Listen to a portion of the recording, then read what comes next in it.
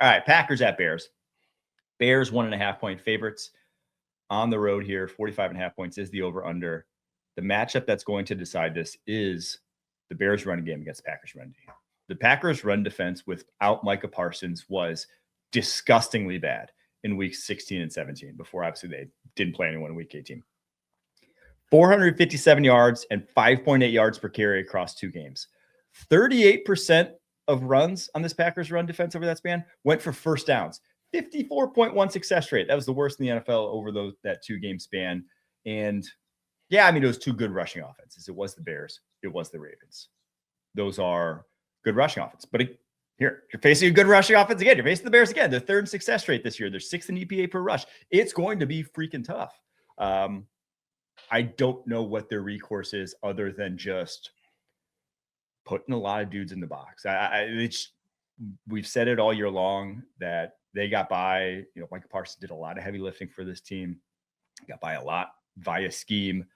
Without Micah Parsons, without Devontae Wyatt, you're super light. You don't have a lot of playmakers in that front 7 outside of your linebackers. I'm just curious to see what Jeff Hafley does.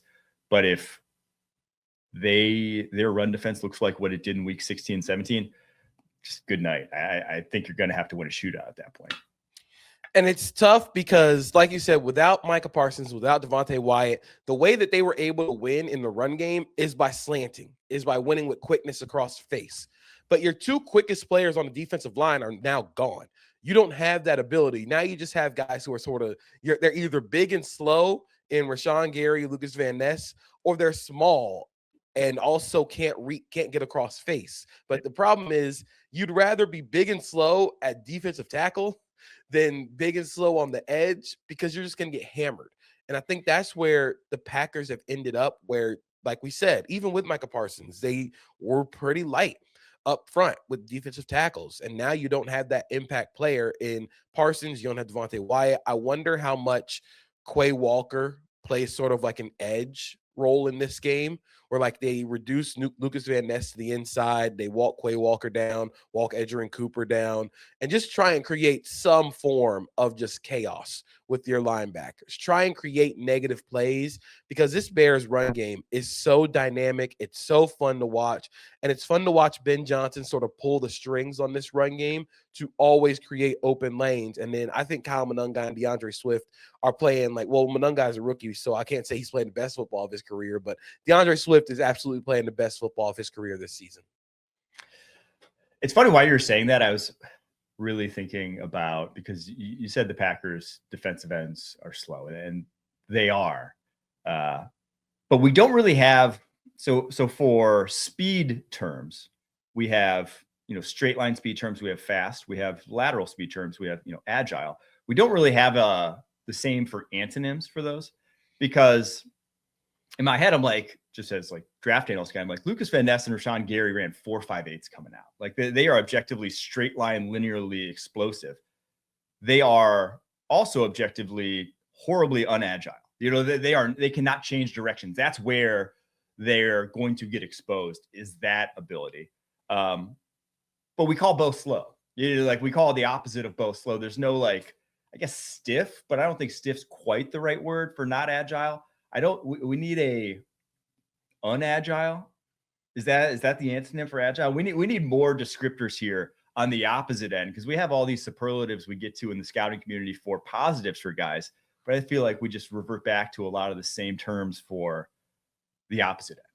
I think for unagile, I like to say turns like the Titanic.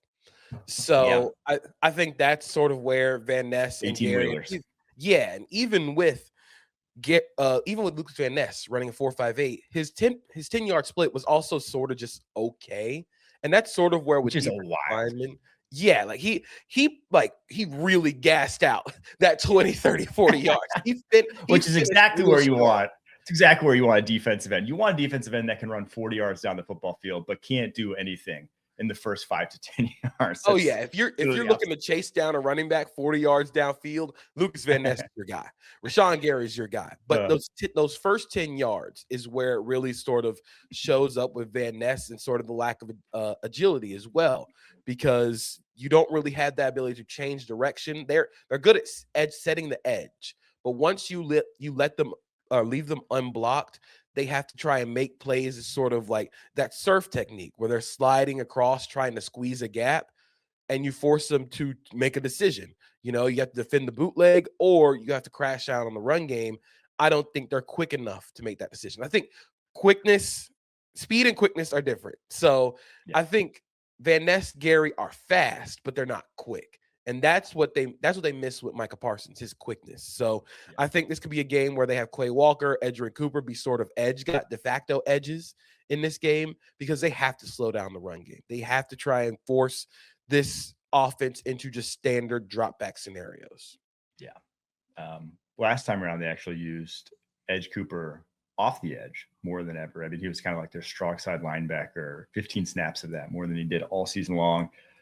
I think it came a little bit at the expense of their coverage then at that point, because he's also your best coverage linebacker. So we'll see the plan this week.